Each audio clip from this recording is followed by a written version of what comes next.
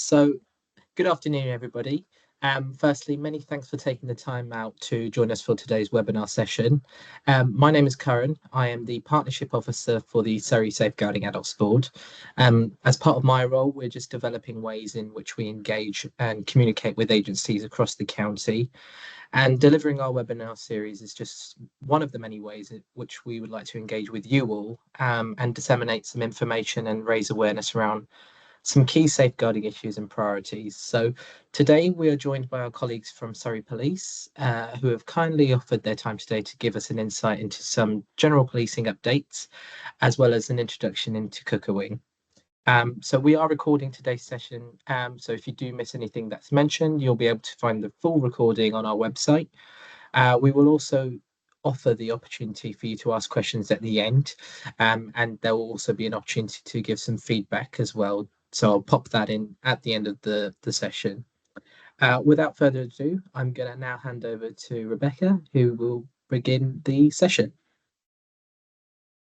Thank you, Karen, and thank you very much for inviting us to be here this afternoon and part of the updates from Surrey Police. I'm going to talk briefly about the Public Protection Support Unit and my role as Force Advisor for Adult Safeguarding. Thank you. So you might have heard in the course of your work the phrase PPSU being passed around, and that stands for Public Protection Support Unit, which is the team that I'm part of. And we're a team of police officers and police staff. We're made up of force advisors and review officers. So the force advisors are people who have a responsibility for working on a particular area of public protection. So we've got a force advisor for stalking, a force advisor for domestic abuse, for our rape and sexual offences, and for our child vulnerability, as well as me, who is responsible for adult safeguarding. And the force advisors support the leads with their portfolios. The review officers in the team are some are current officers and some are retired officers, but they are people who all have a wealth of experience working within the area of public protection. We're based at Surrey Police headquarters in Guildford, and our role is to provide advice and guidance and support to our operational colleagues. So we've got different teams within the police. We've got our response officers, our criminal investigation departments, our neighbourhood officers, and all of those people might at some point become involved in adult safeguarding, adult abuse cases, and may call on us for that advice and guidance. Another thing that we do is identify any themes and trends, usually through work that's done by our review officers. And we provide feedback for our colleagues as well. And that's both when they've done a really good job and when they haven't done such a good job. So, for example, we regularly review investigations involving adult abuse. And if we see that a response officer has gone out and done a particularly good job in managing a scene or primary investigation, we will feed back to that officer and their supervisors and we'll highlight the good work that they've done, because I think it's really important that people are appreciated and valued. And I think as well, when we do see examples of good work, that we share that so that other colleagues know what good looks like. But we don't always get it right, and we see investigations where there are gaps in knowledge. People are not familiar with maybe the right policies and procedures, and again, we will give them advice and point them in the right direction.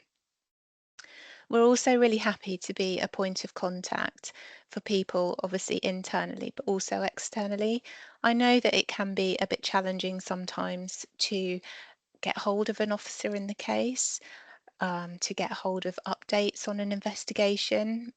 People work shifts, they're not always there for a few days at a time.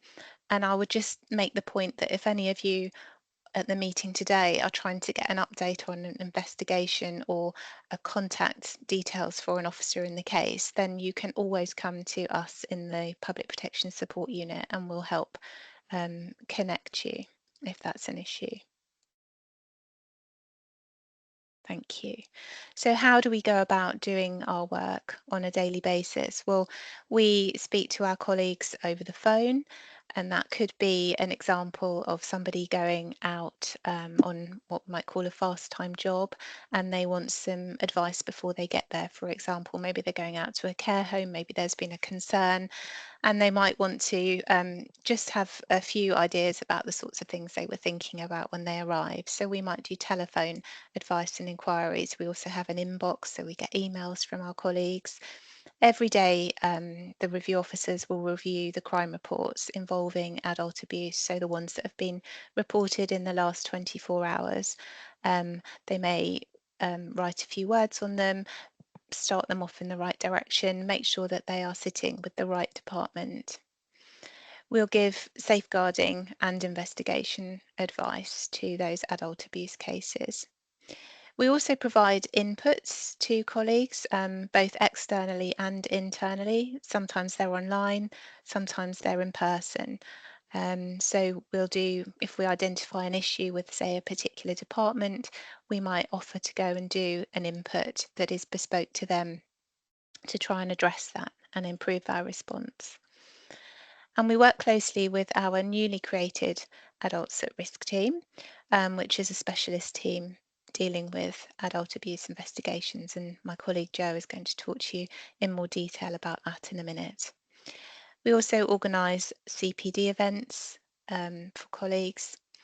We do outreach work as well, and what I mean by that is that we're based up at headquarters and we've got our 3 divisions within Surrey, one at Staines, one at Guildford, one at Reigate are our main hubs, and we're involved in going out and visiting those stations, attending briefings, making ourselves known to colleagues, talking to them about individual cases that they might have concerns about or issues with, just really publicising who we are and what we do and offering that support, face-to-face contact, which is really important, I think.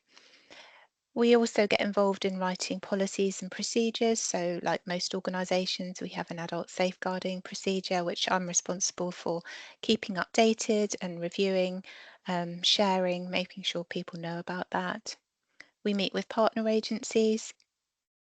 I've recently been involved in some work with our mental health hospitals in Surrey. So looking at how we currently work with them, what we're doing well, looking at national recommendations and just looking at are there any gaps there? Could we be working better? Building up those links, building up those relationships. We attend national and local meetings and conferences. So, part of my job is to disseminate good practice, to look at what's going on locally and nationally, to speak with colleagues in other forces, to see what they're doing, and just sharing ideas really of how we can work better in the world of adult safeguarding. And one of the things we are looking to set up in the near future is what we would call an adult abuse clinic. We already do this in the stalking world, where regularly a group of people will meet to discuss specific cases, maybe the ones that are a bit more challenging, a bit more complex, need a little bit of specialist support. Meeting with the officers, perhaps their supervisors, and trying to help with those investigations. Thank you.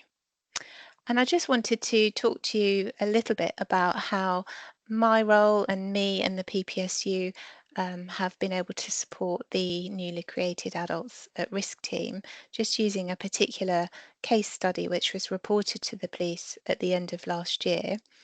It was reviewed the following day by one of the review officers in the PPSU, and they identified that this case was likely to be subject of a Section 42 inquiry. And if anyone's not sure about what that means, it will take place when an adult at risk is considered to be, or an adult at risk who is somebody with care and support needs and who's considered to be either experiencing or at risk of abuse and neglect.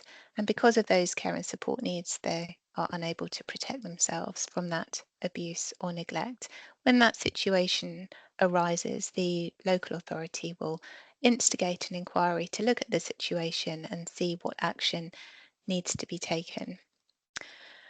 So the review officer identified that this was a case that would likely instigate a Section 42 inquiry, and so it was flagged for a triage meeting with the Adults at Risk team. And when the team were first created, we had daily meetings with them to discuss the cases that had come in over the last 24 hours to make sure they were sitting with the right teams and got off to the right start. So I was able to look at that case, and it was apparent that the victim in the case may need some additional support throughout the investigation. And I was able to provide details of Age UK, the charity, and Gambling Support Charity to the officer in the case so that she could get in touch with those charities and source that extra support. We had a further meeting held between the PPSU and the ART at a slightly later date, just to make sure the investigation was on track. Was there anything else that we needed to consider? And actually what came out of that case was me arranging an input from somebody from Age UK to come and speak to the Adult at Risk team as part of their ongoing CPD development and awareness of other agencies and what they could provide. So that's just a very brief overview about our team, about the role of a force advisor, and I'm going to hand over to Jo, who's going to tell you in a little bit more detail about the very exciting team that she's leading. You're on mute, Jo. There we go. Thank you, Rebecca. Thank you very much for that. I do have some slides as well, just as some prompts. I think Karen was going to. Yeah, just bear with me, Jo. I'm just trying to get them back up. That's fine. Well, good afternoon, everybody, and thank you very much for inviting us to come speak about what we're doing in Surrey Police around vulnerable adult abuse investigations. My name is Jo Clark. I'm a detective sergeant for the Adults at Risk team.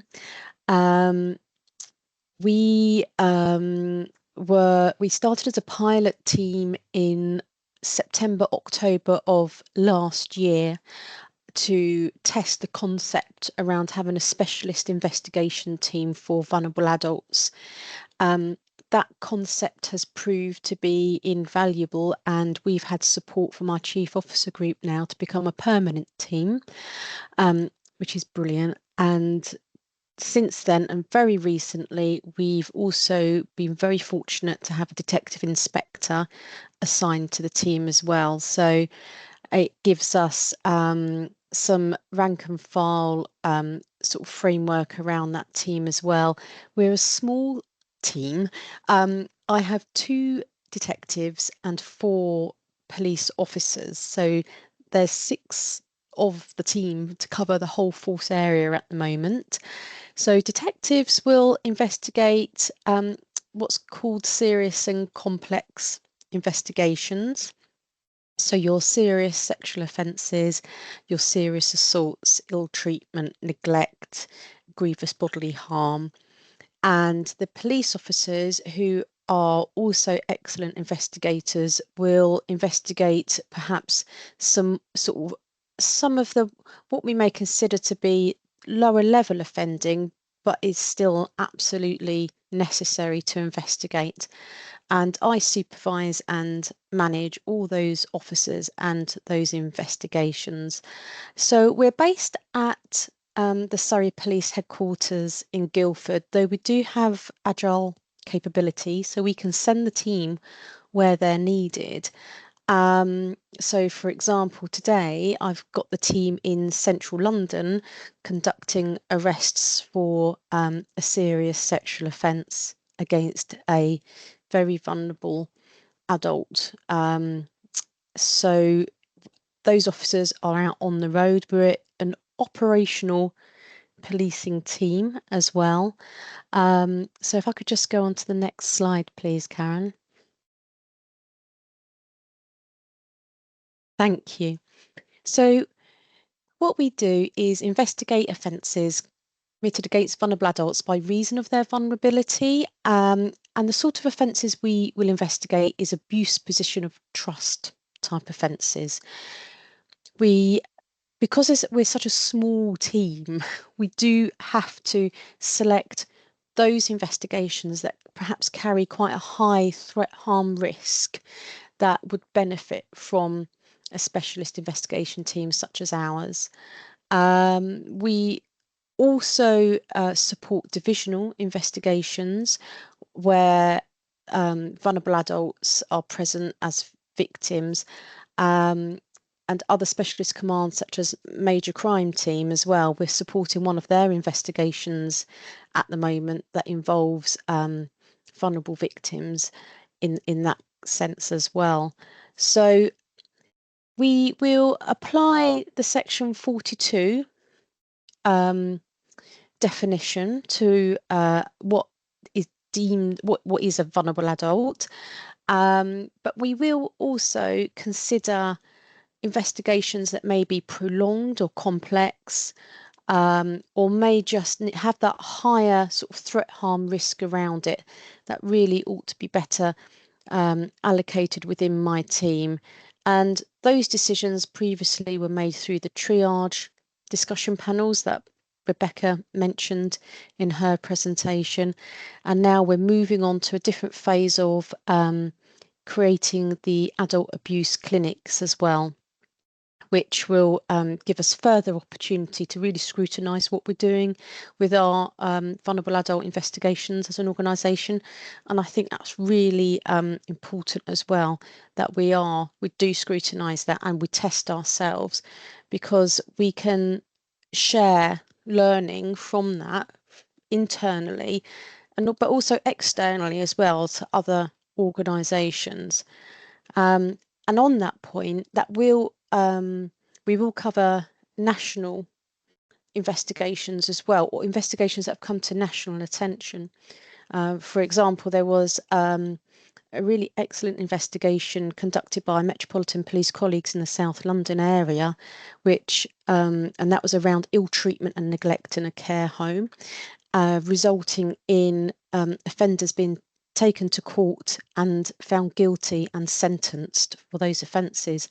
And we will seek out how those investigations were conducted and what learning we can take from those to apply to our own investigations as well. So as I said, we are an operational investigation team, and we do a wide range from serious sexual harm offences, and we've also investigated some deaths in care home settings where allegations of ill treatment and neglect have been made. We will also investigate whistleblowing as well, and we will work together with CQC, adult social care, under the section 42 inquiry discussion umbrella. So it's a really holistic sort of approach as well. So we will tailor what our investigative scope to what is needed, and that's a really nice thing I think about our team, because we are in this specialist public protection command. We actually have the autonomy to do that. So and I think that's a really positive thing for us to do. As an operational policing team, we'll be case file building. We've got cases being submitted to Crown Prosecution Service for decisions on whether offenders will be charged. And as I've said as well, we will also assist, or we can take on, prolonged and complex investigations in conjunction with our partner agencies if needed. And so it's a very sort of wide-ranging sort of capability we have. Thank you, Karen. If I could have the next slide. So I know Rebecca touched on a case study that PPSU assisted the adults at risk team with. And I don't want to go into too much detail. I don't want people to be put off by my reams of bullet points here, but it's just to give sort of a bit of a taste of really of what we do. A sort of huge sort of area that we have covered in our team is around financial abuse. Now that can cover many sort of different types of financial abuse, but we had one particular case where the suspect was an employee at a care home and they stole bank cards belonging to the residents to fund their lifestyle. That was up to £4,000. Now, actually, compared to what some of the other cases we have seen, that's actually quite a low level, shockingly. Now, the sort of complication with a lot of these investigations is around obtaining evidence from our vulnerable victims, because they all have different capacity. Some may not have any capacity whatsoever, so they won't actually know they've been a victim of crime. Obtaining evidence from them is not possible because we are certainly not going to put them through a judicial system where they can't give evidence in court.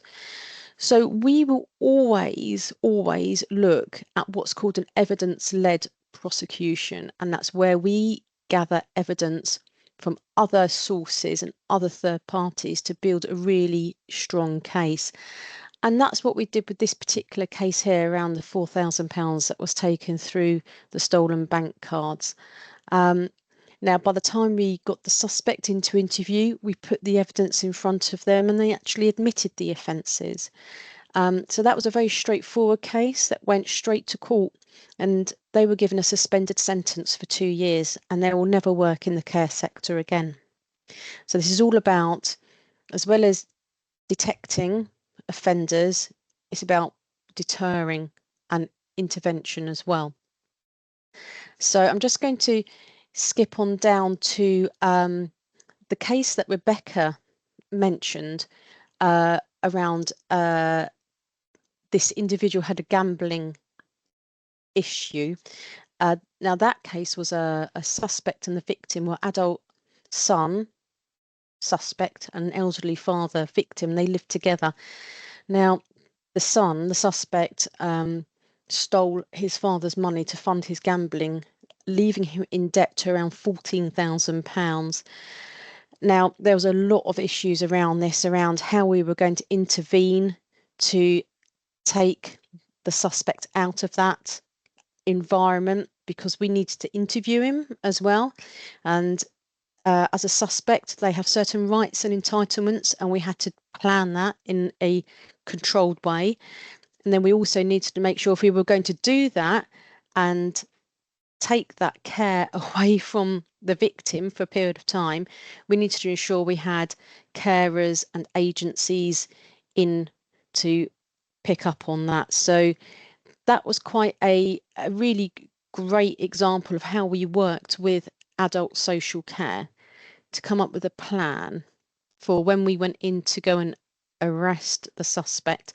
They came in behind, had the care agency staff in place to support that victim whilst we conducted our police inquiries there. Now, in that particular case, the suspect had their own vulnerabilities as well, and we see this quite a lot, especially where it's in a home environment where a member of the family becomes the carer for somebody else in that family. It can create a very dysfunctional and toxic environment. And this particular individual had developed his own vulnerabilities, mental health issues, and around gambling as well.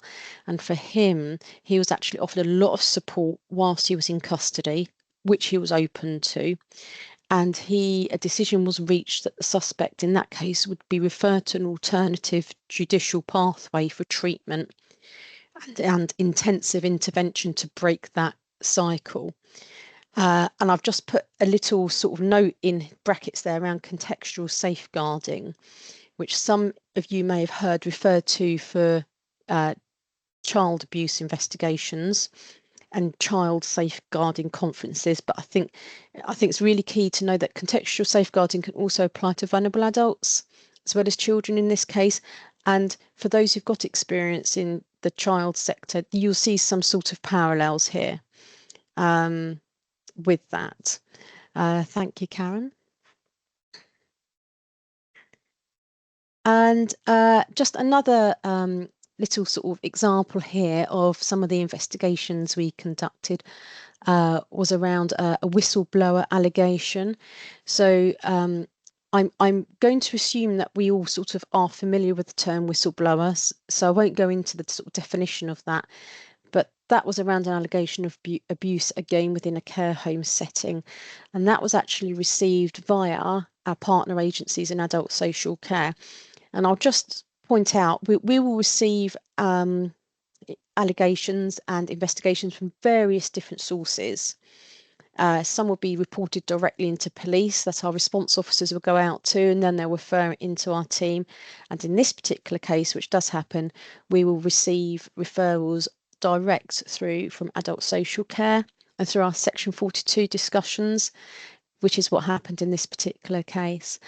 So this is another really great example of how we work together with adult social care to conduct an unannounced joint visit to the care home concerned.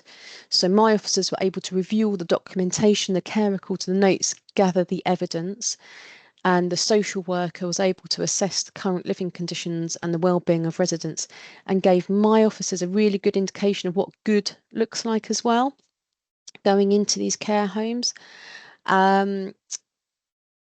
So I've also touched on briefly, I think, around gathering evidence from victims who are hindered by lack of capacity.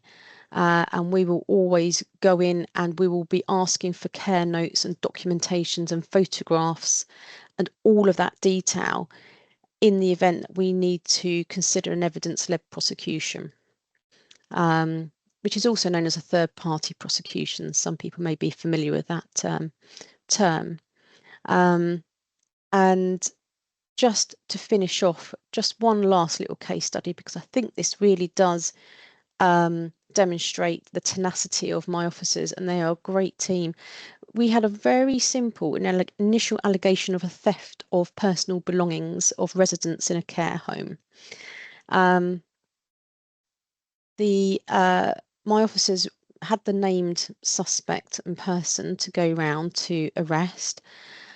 And when they went into the home address and arrested them, they used their police powers to search for the item that was outstanding and found a further 16 items belonging to other residents.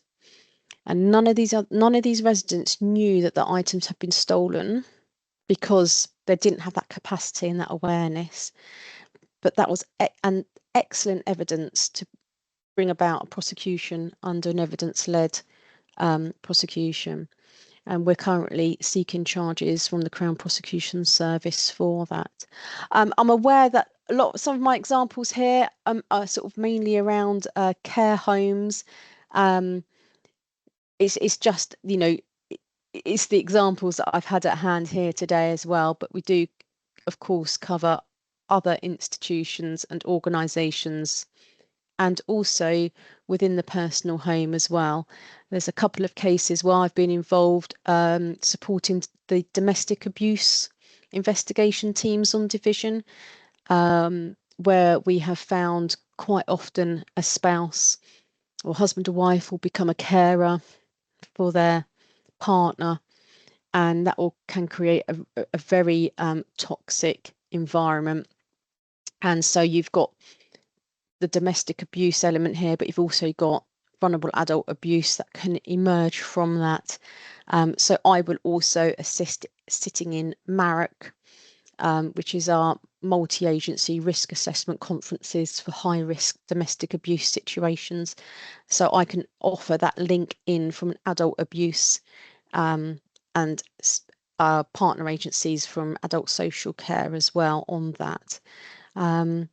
So that was just a little, I know it's very fast, a very quick whistle-stop tour around some of the things that we do on the Adults at Risk team. So I will now, I think, hand over to either back to Rebecca or on to Joanna Grimshaw. I think you're in for the second Joe of the afternoon. I always worry when someone calls me Joanna Joe because I feel like I'm in trouble. But Same. brilliant. Can you see my slides before I start? We can, Joe. Yeah, Thank you. perfect.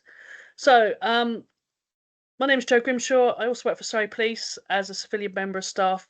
I have a very long title, which is Head of Antisocial Behaviour, Partnerships, Youth Engagement and Tactical Lead for Serious Violence.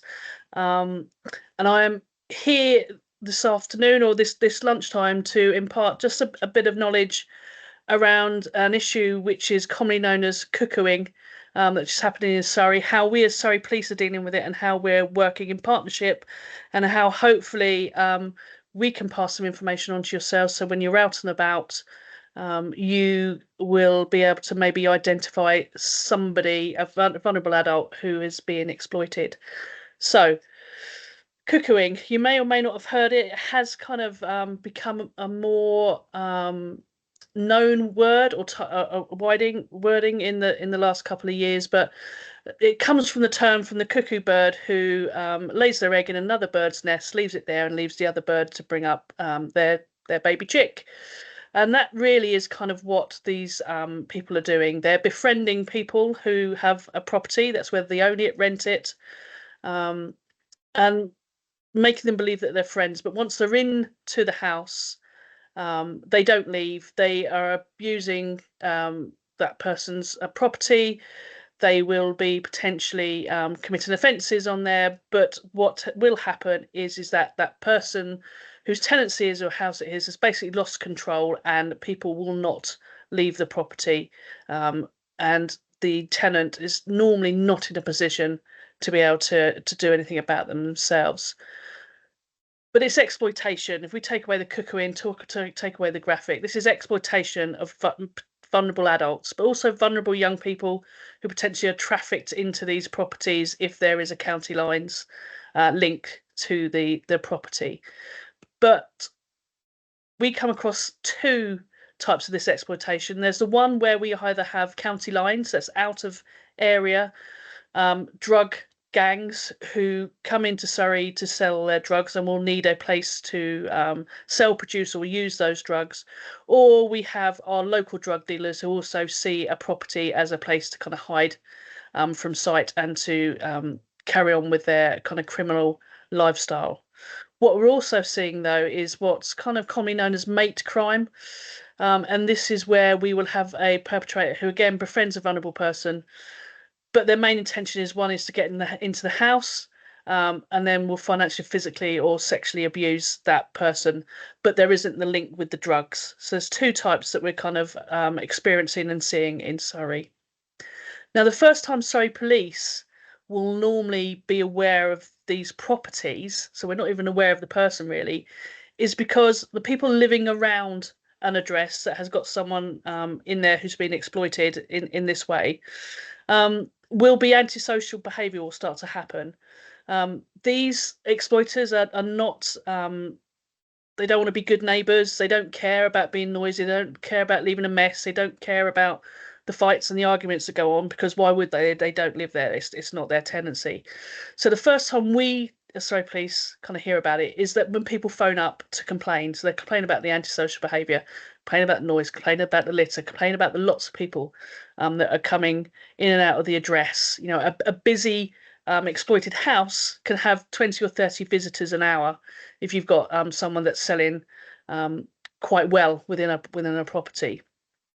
But when we listen to that community, the impact can be huge just by living near or next to one of these addresses, and that's unacceptable. We know of flats where we have a exploited person living there. People who are in there are not known to the rest of the community. They are threatening. They are violent, and day to day, ordinary things that we would take for granted cannot happen because of that flat, because of that property, to the kind of impact of residents having their own WhatsApp group. So on bin day, they all go down and put the bins down together because they're too scared to go down by themselves in case they bump into somebody that's linked to this address. We know that people don't, because of the noise, will kind of move out or sleep in a car. We do know that people are medicated because depression, because they can't sleep. So there's a huge amount of impact that comes on. However, what we tend to find is when we talk to these residents, whilst they want the antisocial behaviour to stop, they recognise that actually the tenant is someone that's kind of really vulnerable, and it's not really their fault that they've let these people in. And again, this is sometimes can be a barrier to reporting, because people don't want to get their neighbour into trouble. They don't want to see them homeless. So again, we've had to do quite a lot of kind of support work around that's not our intention. Where we know somebody has been cuckooed, where we know they've been exploited, the last thing we want to be doing is making them homeless. So we try and do some work around that so that we can get the community to tell us how they're feeling, because this helps us with our response.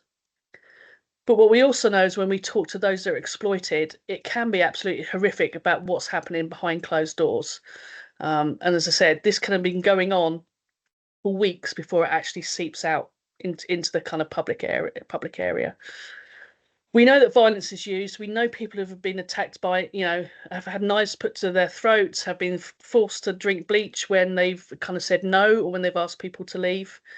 We know that people are sleeping on kitchen floors or on the floors in bathrooms because the exploiters are in, and they're sleeping on the beds, and they're sleeping on the sofas and the blow-up beds in the front rooms. We know that families are impacted. So again, you will have the parents who are trying their best, but again, we've had evidence and we've supported victims where they've gone out and have forgotten something, that their son or daughter has thought they're off to work. They've come back early and they've found basically a drugs production line going on in the kitchen. And again, when they have challenged these people for being in their house, they've been threatened with violence and with damage to their property. I think the one for me that always hits home is that one in the middle. Is you'll see there, my contact details were sold to someone in prison for spice. You'll see the worth of that property to the exploiter. To be able to, again, sell those drugs is really high. And the fact that actually somebody is willing to sell a colleague or someone they know who potentially is vulnerable on the outside, to give those details to the exploiters for them to go and visit and get in through the door. So it's kind of, for the community and for the person inside the house, it can be very traumatic, or it's very traumatic. So there are a few things that we can do as police. You may or may not know, there's an election coming up in 2 days' time. Prior to the election, I had hoped that the criminal justice bill would have gone through this year, which would have made cuckooing a criminal offence, which would have helped us as police to kind of deal with it. That bill has now been cancelled, and we will have to start again when the new government is in. But we hope that we can carry on that work, and we will still get cuckooing as offence. However, until then, there are 2 bits of legislation under the Antisocial Behaviour Act that we can use as police to try and protect people who are being exploited in their own homes. The first one is a community protection notice, and this can be issued to anyone who is having a detrimental effect on the quality of life of others, it's persistent, and it's unreasonable conduct. And I would challenge anyone that says someone who is exploiting someone in their own home, as I've already described, isn't having a detrimental effect, isn't persistent, and isn't unreasonable. Yes, it is. So therefore, we can use a community protection notice, which is authorised by a sergeant, and we use these in this type of behaviour to keep people away from the addresses. If they keep going back to the address, then we can arrest. It's a fine at this point, but we are into the criminal process where we can look at something called a criminal behaviour order, which on getting one of those, if you're found in the address you've been told not to be in theory, it's a five-year tariff, top-end tariff, if you're caught at that address and found guilty. So we're using those at the moment. What we're also using is a closure order. So a closure order allows us to close a premise, and that's whether it's a 1-bed rental or a 50-bed mansion that's privately owned. It doesn't matter. It's all about the impact that bricks and mortar is having on the community, and that community also includes the tenant who's been exploited. But what it means is that with the evidence we have, we can go to a court and ask the court to close a property for up to 3 months, up to a total of 6 months, to give respite to the community. So think back to that kind of second slide about the impact living next door to one of these properties will have. It means that we can close it down. What the legislation also allows us to do is partially close it, and this is what we do in the instance where we're dealing with exploitation. So this is where we don't want to make the vulnerable person inside this property homeless. It's not their fault they've lost control of the property. With or without capacity, there's fear of violence, etc., etc. So what the court allows us to do is partially close it and leave the tenant in there. But what it means is we can control everybody else. So again, if you are not on the list of approved people to be in that property, you will be arrested. And again, it's up to a 3-year imprisonable tariff for breaching that order. So those are the 2 ways at the moment, from a police point of view, we can look to control who's going into the premise, but also make sure that that person is not being exploited behind the doors. So some of the things we would ask you to look for when you're out and about, so whether you're doing a home visit or you're talking to a client that maybe has come in for a session with yourselves, is to kind of ask those kind of questions. We know that kind of from the work that's been collated over the last 4 or 5 years is that quite a lot of people who drink quite heavily don't make use of their bedrooms. They sleep on the sofa. Again, our exploiters target drinkers because they know that potentially there's a spare bed or there's a spare bedroom that might be being used. Rooms that have locks on them, or additional mattresses or sleeping bags at the address. If it's one person living on their own and there's 2 or 3 sleeping bags and there's locks on doors, what these exploiters will come in, they take over the address and they will lock a bedroom door. So the bedroom door that person was sleeping in is now not accessible to them because they've locked it up, because that's where they're doing their kind of bagging up their drugs and storing their drugs, etc. What we find is that a lot of people have been managing their finances fine and then get into debt. And this is because whilst originally the tactic for the exploiter is to offer some free drugs in lieu of using the address, they will build up a drugs debt. And what that tends to be is they then start paying the exploiter rather than paying their rent, etc. So if all of a sudden people are getting into kind of debt, it potentially you ask the question why. A lot of the time they'll talk about a new friend who's helping them. That's not the case. They're not really helping them. But again, it's that coercive controlling behaviour of the exploiter that makes them think that actually this person is helping them when they're not. If they cancel home visits, or they won't let you in the door, or they have a friend that helps them get to the appointment you've not seen before, especially if they're young people, again, can be a little bit of a trigger about maybe asking some more questions. Answering the phone, again, going about that control and that coercive controlling behaviour. We know that most people who are exploited this way will have their phone taken off them because the exploiter doesn't want them having contact with the outside world, etc. So if you're phoning your client and all of a sudden someone new's picking up the phone because they've borrowed it, or they just happen to be sitting next to it, again, just consider that there might be something happening other than what that person's telling you at the end of the phone. Again, I've already talked about these exploiters don't care about the house. They don't care about the upkeep of it. So all of a sudden there's lots of litter and rubbish around. If your client lives on their own, and all of a sudden there's loads of pizza boxes or Chinese takeaway cartons, food that there's no way they can be eating on their own, but they're telling you that nobody else is in the house, can be a giveaway that there are people there. They're just not there when you turn up to do your call. And again, if there is that increased calls around antisocial behaviour linked to the address, is some of the signs to look out for. There are some risk indicators that we've kind of over the years that makes you more vulnerable to being exploited this way. The obvious one is you need to have a house. But in regards to age, we have on the books with the support team, and from the age of 18 up to 90 have been exploited in their home address. Substance misuse is kind of high in our cohort. But again, socially isolated. So you've got someone socially isolated, and all of a sudden someone comes along, wants to be their friend, takes an interest. Again, these are some of the hooks that our exploiters will use, along with the other one, which is quite interesting, is around a history of homelessness. So they use very, very often the fact that they're sleeping rough.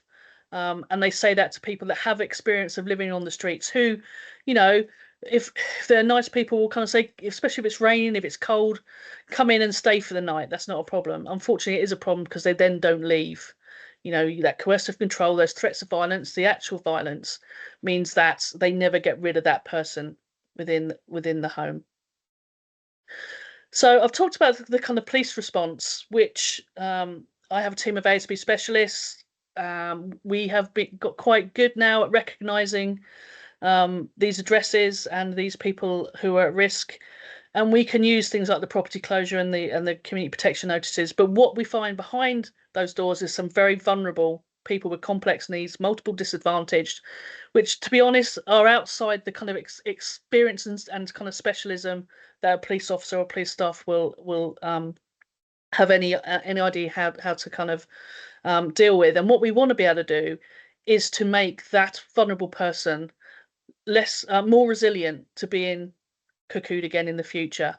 And that's whether that needs to get help back into GPs, back into services, get the house looking better. Then these are some of the things that we kind of thought were really, really important, but actually we didn't have the specialism all the time. So this is where we reached out to Catalyst, who now provide us since October 2018, a specialist project team that do a lot of that wraparound work, the care work around the vulnerable person, so that we can go after the baddies, we can go to court, but we know that we've got someone sitting with that person, making sure that they're given the best opportunities to kind of get themselves feeling safer. It has had some amazing kind of good stories, and a few of these are kind of on this slide today. And I think what the service and by the police or anyone else been able to offer it is that it shows that we recognise these people as being vulnerable and as being victims. And I think, again, one of the tactics that exploiters will use is around that fear of being having your property taken away from you. You're going to be evicted. You've let people into your house that are drug dealing. You've let me sleep here for the last 6 months.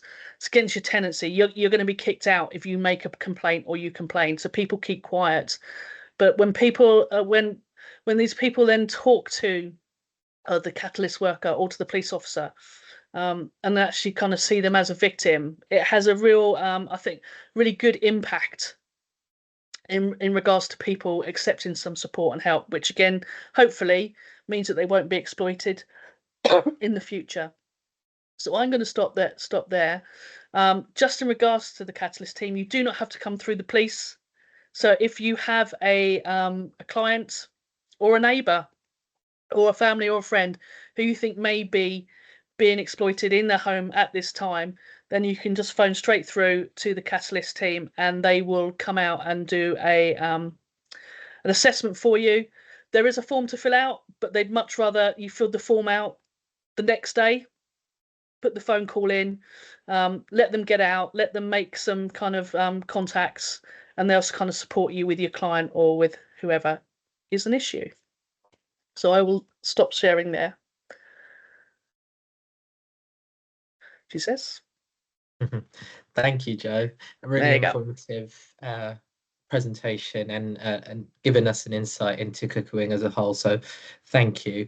I'm going to open up the mics and cameras for everybody, just in case there are any questions. So just bear with me while I do that. If you didn't want to speak, then you can pop your question into the chat bar if that's easier. But I'm just going to check my settings and allow the mics and cameras to be open now.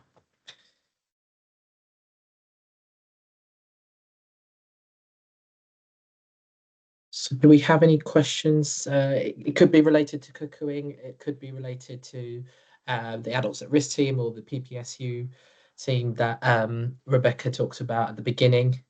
But if there's any other general questions that you'd like to ask while we've got our colleagues here, then please feel free to ask them.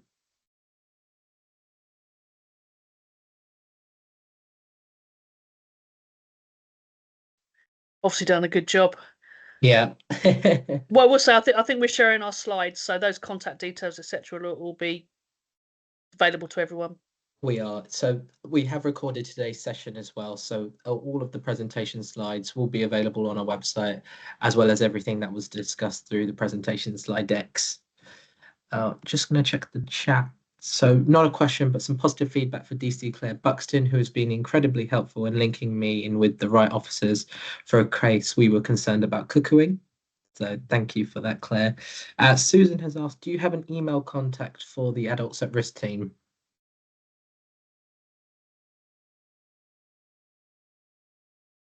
Yeah, I'll pop it in the chat. Thanks, Joe.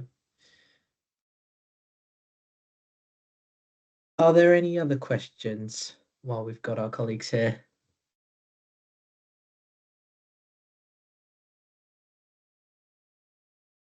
No, and I'd just like to reiterate some of the comments that we've had before, and just to thank Rebecca and both of our Joes for your time today. Really insightful session. I'm going to pop in a feedback link if you'd be able to kind of just take some time out to fill out some of the questions on the form to provide us with some feedback on today's session, and also give us an insight as to what you'd like to see in some of our future sessions. So if there's any particular topics that you'd like to see delivered by the Safeguarding Adults Board team, then just pop them onto the form and we'd be happy to kind of hear your views. All right. Well, I'm going to stop there then and give you some time back. Again, thank you. Oh, we've got another hand up, I think. Sorry, yes, I did have a question, but I'm happy to wait afterwards. That's fine, Claire, you can go ahead.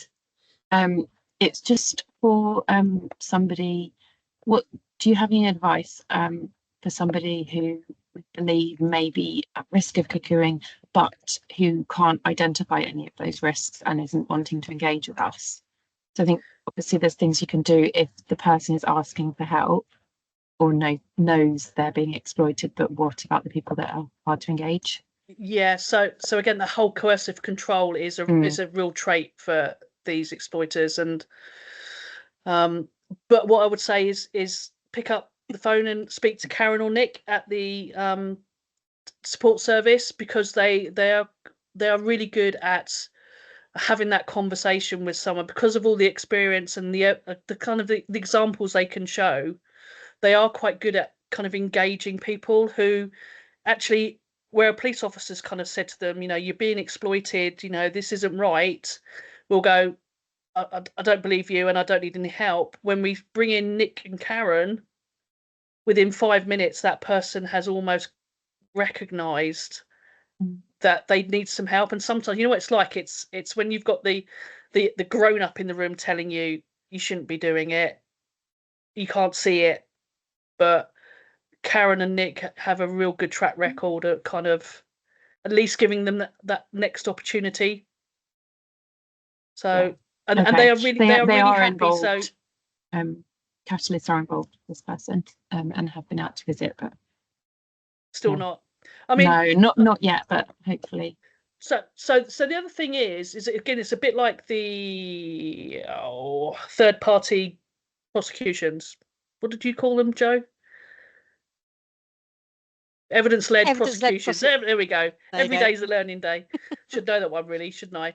Is that we have on occasions put on partial closure orders where the person exploited is not ready to accept that, but there's lots of antisocial behaviour going on, so we've got lots of other people impacted, not just the person at the address.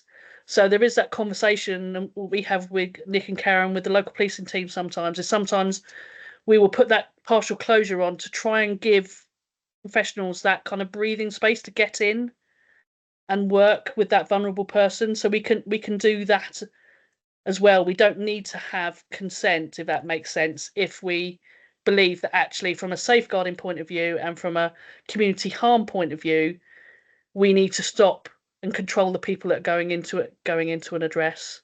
Okay. Thank you. There is. Thank you, Joe. Well, I think that's all the questions then. So thank you again. And as we said, we have recorded today's session, so you'll be able to find that soon once I've edited it and put that onto our website.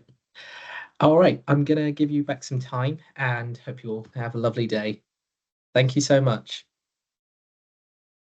Thank you Thank so you. much, Karen. Thanks, Bye-bye. Bex. Take care. Thank you. Thanks. Thank you Good night, so ladies. much. Bye.